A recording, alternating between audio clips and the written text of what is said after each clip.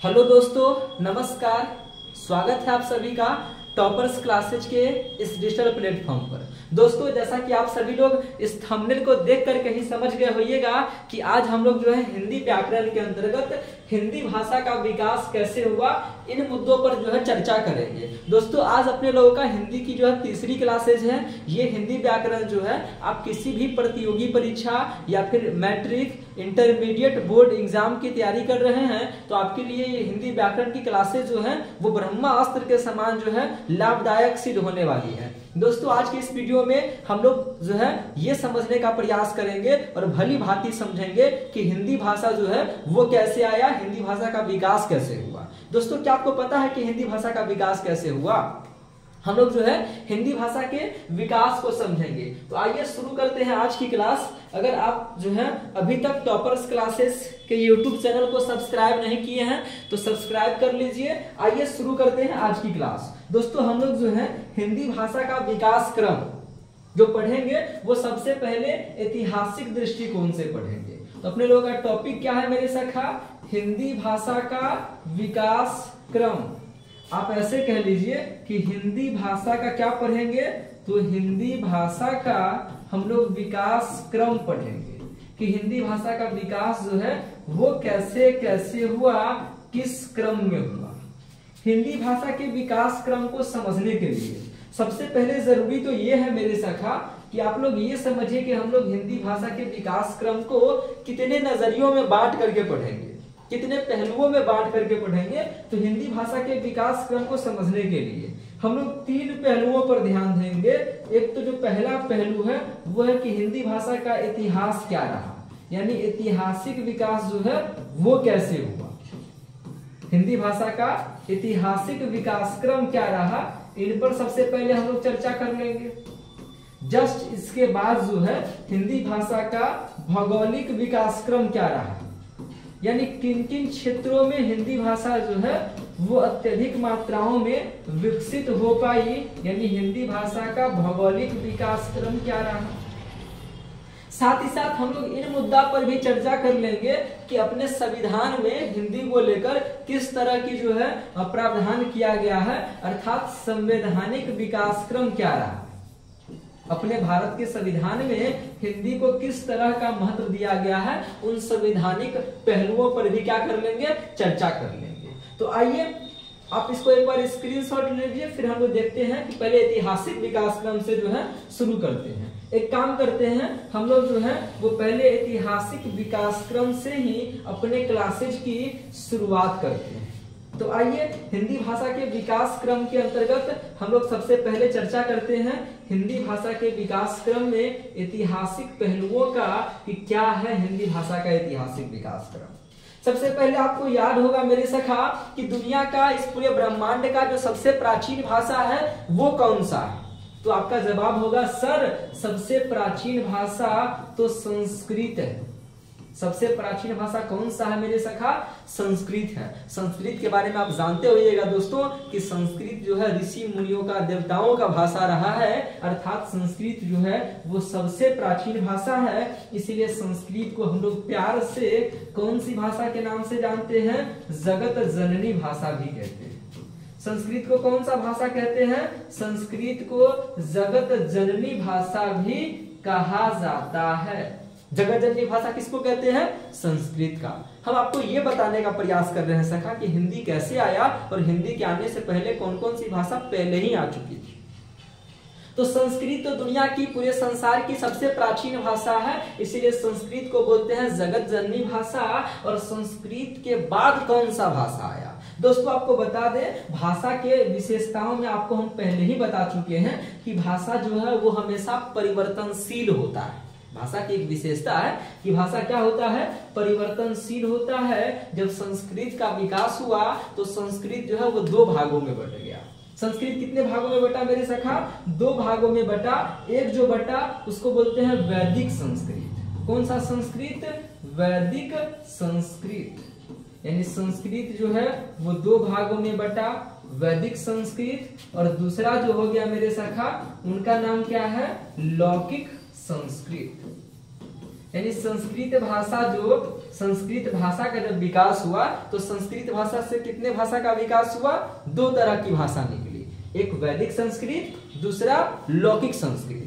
आपके मन में आएगा सर ये संस्कृत भाषा जो है वो कब से कब तक चल रहा था? तो आइए उसका टाइम पीरियड भी आपको बता ही देते हैं। संस्कृत भाषा जो है मेरे सखा वो 1500 ईसा पूर्व से लेकर के 500 ईसा पूर्व के बीच में, किसके ईसा पूर्व के बीच में? 500 ईसा पूर्व के बीच में जो टाइम पीरियड रहा वो संस्कृत भाषा का टाइम पीरियड रहा। और संस्कृत का जब विकास हुआ तो 2 भागों में बटा, वैदिक संस्कृत और लौकिक संस्कृत। बात करें वैदिक संस्कृत की, ये वैदिक संस्कृत क्या था? वैदिक संस्कृत आपको पता होगा, नाम से ही स्पष्ट हो रहा होगा मेरे दोस्त कि वेदों की रचना जो है, आपको पता होगा वेद 4 हैं, ऋग वेद, साम वेद, यजुर्वेद और अथर्ववेद। वेदों की रचना, उपनिषदों की रचना, इन सभी ग्रंथों की रचना जो है वो वैदिक संस्कृत में हुआ। अर्थात वेद, इसके अलावा आप समझ लीजिए पुराण, इन सभी की रचना किन भाषा में हुई? उपनिषद, इन सब की रचना जो हुई वो वैदिक संस्कृत में हुई थी। वेद, पुराण, उपनिषद, इन सब की रचना किस संस्कृत में हुई? तो वैदिक संस्कृत में हुई थी, इसलिए इसको बोलते हैं वैदिक संस्कृत। और ये लौकिक संस्कृत क्या था? आपके भाव मन में ये भाव आ रहा होगा सखा कि लौकिक संस्कृत जो है वो आम लोगों के बोलचाल की भाषा थी, आम लोगों के बोलचाल की भाषा, आम लोगों के जो बोलने की भाषा थी, जो बोलचाल की भाषा थी, उसका नाम क्या था? लौकिक संस्कृत। तो वैदिक संस्कृत जो है उसमें वेद, पुराण, उपनिषदों की रचना हुई, और लौकिक संस्कृत जो है वो आम लोगों की, आम जनताओं के बोलचाल की भाषा थी। आपको बता दे दोस्त, ये जो वैदिक संस्कृत था वो बहुत ही कठिन था, इतना कठिन था कि उनका अगर एक शब्द देखिएगा तो एक लाइन में उनका एक ही शब्द होता है, जिसके कारण वैदिक संस्कृत बहुत ही कठिन था। और वैदिक संस्कृत कठिन होने के कारण वैदिक संस्कृत का जो विकास था वो रुक गया। आगे चल करके वैदिक संस्कृत का विकास क्या हो गया? रुक गया, अर्थात वैदिक संस्कृत का विकास नहीं हुआ। आपको बता दे मेरे सखा, ये जो आप लौकिक संस्कृत देख रहे हैं, इस लौकिक संस्कृत में ही आपको पता होगा रामायण का नाम सुने हो ना मेरे सखा? जो रामायण है, महाभारत है, ये रामायण, महाभारत, इन सब की रचना जो है वो लौकिक संस्कृत में हुआ था। रामायण की रचना, महाभारत की रचना, इन 2 ग्रंथों की रचना जो है वो किस भाषा में हुई थी? लौकिक संस्कृत के अंतर्गत ही हुआ था। यानी लौकिक संस्कृत में ही रामायण और महाभारत की क्या हुई थी? रचना हुई थी। फिर आपको बता दे मेरे सखा कि आगे चल के जब लौकिक संस्कृत का विकास हुआ, लौकिक संस्कृत का क्या हुआ? विकास हुआ, तो लौकिक संस्कृत से जो भाषा निकला उस भाषा का नाम था पाली भाषा। कौन सा भाषा? जी हाँ मेरे सखा, पाली भाषा। और ये जो पाली भाषा है आपको पता होगा पाली भाषा का संबंध किनसे है? आप कहोगे सर पाली भाषा का संबंध, जरा इतिहास में जाइए आपको आइडिया लग जाएगा, बौद्ध धर्म से संबंधित है। किससे संबंधित है? पाली भाषा जो है वो बौद्ध धर्म से संबंधित है। आप याद कर पा रहे होइएगा कि बौद्ध धर्म का जो धार्मिक ग्रंथ है जिसका नाम है त्रिपिटक, बौद्ध धर्म के धार्मिक ग्रंथ का नाम क्या है मेरे सखा? त्रिपिटक। आपको पता है ना त्रिपिटक? त्रिपिटक बोले तो अभिधम पिटक, सुत्त पिटक और विनय पिटक, इन तीनों पिटकों की जो रचना हुई थी यानी पाली भाषा में हुई थी। तो पाली भाषा किस भाषा से विकसित है? संस्कृत। संस्कृत से आपको क्या क्या बताया मेरे सखा? पर देखिए संस्कृत का विकास हुआ 2 भागों में, वैदिक संस्कृत, लौकिक संस्कृत। लौकिक संस्कृत से जो भाषा निकला उसका नाम पाली भाषा। पाली भाषा बौद्ध धर्म की भाषा थी और बौद्ध धर्म में जो लिखा गया पवित्र धार्मिक ग्रंथ है त्रिपिटक, उनकी रचना पाली भाषा में ही हुई थी। ये पाली भाषा का टाइम पीरियड क्या है? तो आपको पता होगा मेरे सखा कि पाली भाषा जो है वो कब से कब तक रहा? तो आपको बता दे, यहीं पे लिख देते हैं दोस्त, ये पाली भाषा जो है वो 500 ईसा पूर्व से लेकर के पाली भाषा जो है ये पाली भाषा का टाइम पीरियड है मेरे सखा। एक बार ध्यान से देख लीजिए, पाली भाषा जो है वो 500 ईसा पूर्व से लेकर 1 ईसा पूर्व, कितना ईसा पूर्व? 1 ईसा पूर्व। 500 ईसा पूर्व से लेकर 1 ईसा पूर्व का टाइम पीरियड रहा किसका? पाली भाषा का। बात करें इससे आगे फिर क्या हुआ, आपको बता दिए ना, वैदिक संस्कृत का विकास अवरुद्ध हो गया, वैदिक संस्कृत का विकास रुक गया, वैदिक संस्कृत की संतति जो है वो समाप्त हो गई, क्योंकि वैदिक संस्कृत बड़ा ही जटिल विषय था। फिर लौकिक संस्कृत से पाली भाषा निकला, और फिर पाली भाषा से जो भाषा आई उस भाषा का नाम क्या है? आपको बता दे सका, इस पाली भाषा से जो भाषा विकसित हुआ उस भाषा का नाम है प्राकृत भाषा। कौन सा भाषा मेरी सखा? ये जो प्राकृत भाषा है, ये प्राकृत भाषा किनसे बना है? प्राकृत भाषा जो है वो पाली भाषा से बना है। और आप याद कर पा रहे होइएगा, ये प्राकृत भाषा जो है वो इसी प्राकृत भाषा में आगम नामक ग्रंथ की रचना की गई है। आपको पता होगा, आगम जो है वो जैन धर्म की धार्मिक ग्रंथ का नाम है।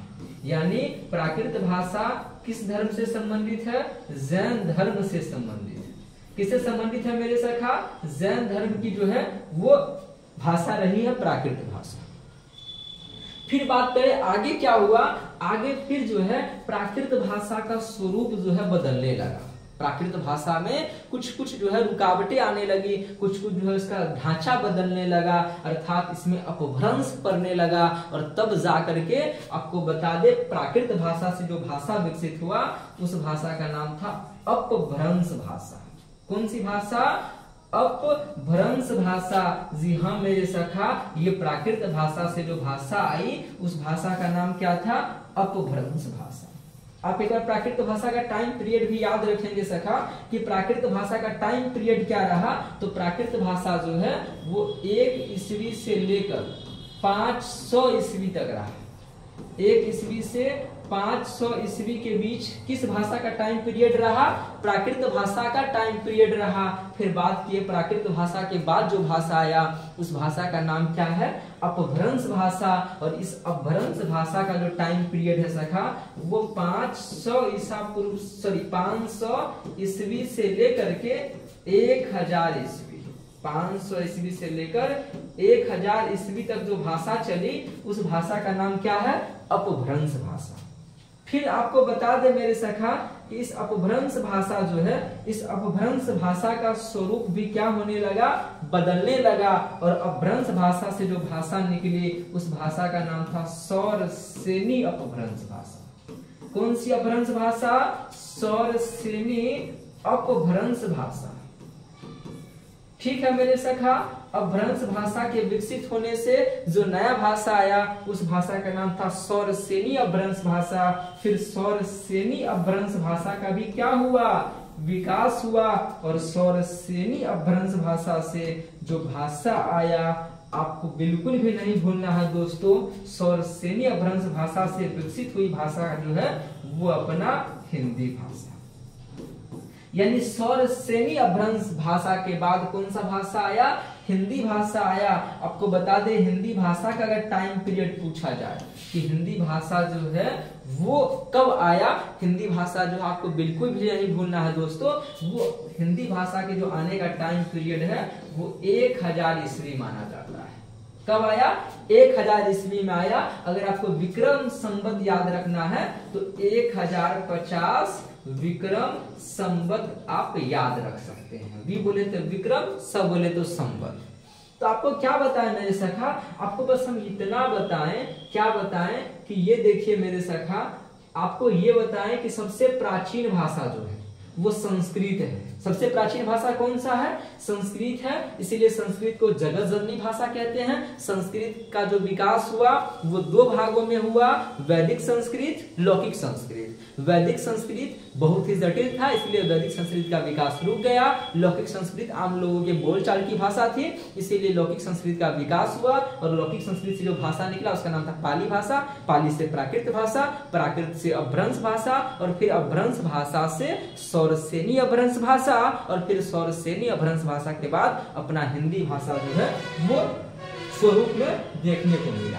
आइए इसको एक पेज पे थोड़ा सा छोटा करते हुए समाहित करने का प्रयास करते हैं। दोस्तों आप जो है एक बार इसको छोटा करते हुए आप लोगों के समक्ष प्रस्तुत करते हैं। आप इसका एक बार स्क्रीनशॉट ले लीजिएगा। ठीक है मेरे सखा, सब कुछ स्पष्ट नजर आ रहा होगा दोस्त। क्या आपको बताएं, आपको ये बताएं संस्कृत, आपको एक बार फिर से हम लिख के बता देते हैं शॉर्टकट में सखा। बस आपको याद कुछ भी नहीं करना है, बस हल्का सा इतना याद रखना है कि संस्कृत और संस्कृत का विकास हुआ दो भागों में, एक हो गया वैदिक और एक कौन सा हो गया, एक हो गया, इधर जरा सा कर देते हैं सखा, एक हो गया वैदिक और एक कौन सा हो गया, एक हो गया आपका लौकिक। फिर बताएं कि लौकिक से जो विकसित हुआ, लौकिक से जो भाषा आई, लौकिक से आई पाली भाषा, और पाली भाषा से जो भाषा आया उस भाषा का नाम क्या है, तो बताएं पाली के बाद आया प्राकृत भाषा, और प्राकृत भाषा के बाद आया अपभ्रंश भाषा, और फिर आपको बताएं कि इस अपभ्रंश के बाद जो भाषा आया उसका नाम था सौरसेनी अपभ्रंश भाषा, और फिर सौरसेनी अपभ्रंश के बाद जो है आया वो अपने लोगों का हिंदी भाषा। तो हिंदी भाषा का विकास क्रम क्या रहा, किसके हिसाब से, ऐतिहासिक दृष्टिकोण से हिंदी भाषा का विकास क्रम क्या रहा, ये आपके सामने प्रस्तुत रहा। आप इसका स्क्रीनशॉट लीजिए, फिर चर्चा करते हैं आगे की। आगे जो है वो भौगोलिक स्थिति पर हम लोग जो है वो चर्चा करते हैं। आइए दोस्तों आगे की ओर बढ़ते हैं, आप इसका स्क्रीनशॉट ले लिए होइएगा। आइए चलते हैं हिंदी भाषा के विकास की ओर ही। अभी तक हम लोग ऐतिहासिक दृष्टिकोण से हिंदी भाषा के विकास को समझ चुके थे। आइए अब ये समझने का प्रयास करते हैं कि भौगोलिक दृष्टिकोण से, किस दृष्टिकोण से मेरे सखा, भौगोलिक दृष्टिकोण से हिंदी भाषा का विकास क्रम क्या रहा। ये जो भौगोलिक दृष्टिकोण है, इस भौगोलिक दृष्टिकोण से हिंदी भाषा जो है उसका विकास क्रम क्या रहा, किसके दृष्टिकोण से, भौगोलिक दृष्टिकोण से। आप कहोगे सर ये भौगोलिक दृष्टिकोण का तात्पर्य क्या हुआ, जरा ठीक से बताइए। कहने का मतलब ये है सखा कि ऐसे कौन कौन से क्षेत्र हैं भारत के अंतर्गत जहां हम लोग हिंदी भाषा का प्रयोग करते हैं, वही हिंदी भाषा का भौगोलिक दृष्टिकोण से क्या हो जाएगा, विकास हो जाएगा। तो आइए देखिए, सबसे पहले अगर बात करें हिंदी भाषा किन किन राज्यों में बोला जाता है, तो आप एक शब्द में अगर याद रखना चाहें तो आप याद रख सकते हैं मध्य भारत में। क्या की बात कर सकते हैं हम लोग, मध्य भारत में जो है वो कौन सी भाषा का अधिकतर इस्तेमाल होता है, हिंदी भाषा का। इसके बाद भी अगर आप देखना चाहें तो आप बोल सकते हैं जैसे मध्य प्रदेश हो गया, ठीक है मेरे सखा, मध्य प्रदेश हो गया। इसके अलावा अगर बातचीत करें तो आप मान लीजिए मध्य प्रदेश के अलावा बिहार कह लीजिए, ठीक है मेरे सखा। झारखंड हो गया, बिहार, झारखंड। इसके अलावा अगर बात करें तो उत्तर प्रदेश। इसके अलावा अगर बात करें तो आप कह सकते हैं मान लीजिए ना हिमाचल प्रदेश, ठीक है मेरे सखा, उत्तर प्रदेश, हिमाचल प्रदेश। इसके अलावा अगर बातचीत करें तो आप कह सकते हैं छत्तीसगढ़, ठीक है मेरे सखा। इसके अलावा अगर डिस्कस करें तो आप कह सकते हैं हरियाणा। ये सभी ऐसे राज्य हैं जहां पर हिंदी भाषा का प्रयोग किया जाता है, अर्थात भौगोलिक दृष्टिकोण से हिंदी भाषा का विकास जो है वो आपके सामने ये रहा है। इसके अलावा आप इसमें दिल्ली को भी शामिल कर सकते हैं कि दिल्ली में भी हिंदी भाषा का इस्तेमाल जो है वो बहुत अधिक मात्रा में किया जाता है। तो हिंदी भाषा का विकास क्रम क्या रहा, ऐतिहासिक दृष्टिकोण से ये रहा हिंदी भाषा का विकास क्रम। और दूसरा जो बात किए वो भौगोलिक दृष्टिकोण से हिंदी भाषा जो है मध्य भारत, मध्य प्रदेश, छत्तीसगढ़, हिमाचल प्रदेश, उत्तर प्रदेश, हरियाणा, दिल्ली, बिहार, झारखंड, इन सभी राज्यों में जो है अधिकतर बोली जाती है। आइए बात करते हैं संवैधानिक दृष्टिकोण का कि हिंदी भाषा का जो विकास क्रम है, हिंदी भाषा का जो विकास क्रम हम लोग देख रहे हैं, तो हिंदी का भारतीय संविधान में, हिंदी का संवैधानिक विकास की अगर बात करें कि अपने संविधान में जो है क्या प्रावधान किया गया है हिंदी के लिए, कि हिंदी भाषा का भारतीय संवैधानिक दृष्टिकोण से क्या विकास क्रम है। देखिए आपको बिल्कुल भी चिंता नहीं करना है सखा, भारत का जो संविधान है, भारत के संविधान में आपको पता होगा बहुत सारे क्या है, अनुसूची, बहुत सारे क्या है, अनुसूची है और बहुत सारे भाग भी है। तो अब देखिए भारतीय संविधान की जो अनुसूची 8 है, भारतीय संविधान की कौन सी अनुसूची? भारतीय संविधान की जो अनुसूची 8 है, भारतीय संविधान की अनुसूची 8। अनुसूची कितना बोल रहे हैं सखा? 8 की बात करें और भाग की बात करें तो भाग 17। भारतीय संविधान की अनुसूची 8 के भाग 17 की बात करें और उसमें भी अनुच्छेद देखना चाहें तो अनुच्छेद आप याद रखिएगा 343 से लेकर 351। अनुच्छेद 343 से कहां तक की बात कर रहे हैं? 351 तक। ये 351 क्या है सखा? आइए आप कहीं गलती न कर ले इसलिए इसको ठीक से लिख देते हैं। अनुच्छेद 343 से लेकर अनुच्छेद 351 तक जो है हिंदी भाषा के लिए जिन शब्दों का प्रयोग किया गया है, हिंदी को जिस नजरिए के अंतर्गत रखा गया है वो क्या है? तो वो आपको बता दे सका, हिंदी को जो है वो राजभाषा के रूप में क्या दिया गया है? दर्जा दिया गया है। यानी भारतीय संविधान में हिंदी को क्या कहा गया है? राजभाषा के रूप में कहा गया है। आप बिल्कुल भी भूल नहीं कीजिएगा कि हिंदी जो है वो राष्ट्रीय भाषा है। नहीं सखा, हिंदी भारत की राष्ट्रीय भाषा नहीं है। अब आप जो है याद रखेंगे कि हिंदी भारत की क्या है? राजभाषा है।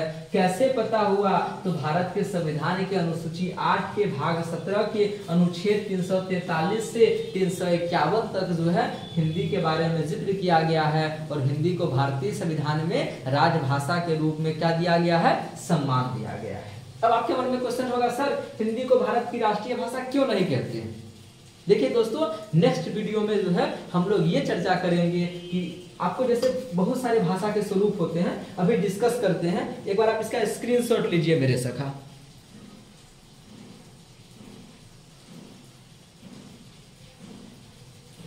दोस्तों आप इसका स्क्रीनशॉट ले लिए होइएगा। आइए थोड़ा सा आगे अगर बढ़ते हैं तो आज का जो मोटिवेशन कोटेज है वो देखिए। कहते हैं कल के लिए, किसके लिए? कल के लिए। दोस्तों कल के लिए सबसे अच्छी तैयारी यही है कि आज अच्छा करो। कल के लिए सबसे अच्छी तैयारी क्या है? कल के लिए सबसे अच्छी तैयारी ये है सखा कि आज अच्छी तैयारी करो, आज अच्छा करो तो कल आपका खुद अच्छा हो जाएगा। इसीलिए कल के लिए सबसे अच्छी तैयारी यही है कि आज अच्छा करो। कल आपका बेहतर हो, आने वाला समय आपका अच्छा हो, इसके लिए जरूरी है कि आज आप अच्छा कीजिए। आज आप मन दिल लगा के पढ़िए। आप जो भी आपका लक्ष्य है उस लक्ष्य को पूरा कर लीजिए। कल आपका यूं ही बेहतर हो जाएगा। बस अपने माता पिता के सपना को साकार कर लीजिए। जो आपका सपना है उस सपने के ऊपर जो है कार्य करता रहिए। इसलिए कहते हैं कल के लिए सबसे अच्छा, कल के लिए सबसे अच्छी तैयारी ये है कि आज अच्छा कीजिए। कल के लिए सबसे अच्छी तैयारी क्या है? कि आज अच्छा कीजिए। दोस्तों अब जो है आप लोग के मन में बहुत सारा जो क्वेश्चन आ रहा होगा कि सर बोली क्या है? सर क्या बोले सखा कि सर ये जो है ये बोली क्या है? ठीक। एक आपके मन में क्वेश्चन होगा कि सर ये राजभाषा क्या होता है? ठीक है मेरे सखा। फिर आपके मन में बहुत सारा क्वेश्चन आ रहा होगा कि सर ये राष्ट्रीय भाषा क्या होता है? किसको बोलेंगे राष्ट्रीय भाषा? और एक और क्वेश्चन जो आपके मन में शायद आ रहा होगा सखा वो है कि लिपि क्या है? दोस्तों इन सभी बातों पर हम लोग डिस्कस करेंगे नेक्स्ट वीडियो में। तब तक के लिए आप जो है इसका नोट्स बना लीजिए, पढ़ते रहिए, हंसते रहिए, मुस्कुराते रहिए। अगर वीडियो आपको पसंद आ रहा है तो लाइक कीजिए, शेयर कीजिए। आप चैनल पे नए हैं तो चैनल को सब्सक्राइब कर लीजिए। मिलेंगे आपसे नेक्स्ट वीडियो में जिसमें बोली, राजभाषा, राष्ट्रीय भाषा, लिपि, इन तथ्यों पर चर्चा करेंगे। तब तक के लिए have a nice day, take care, bye bye.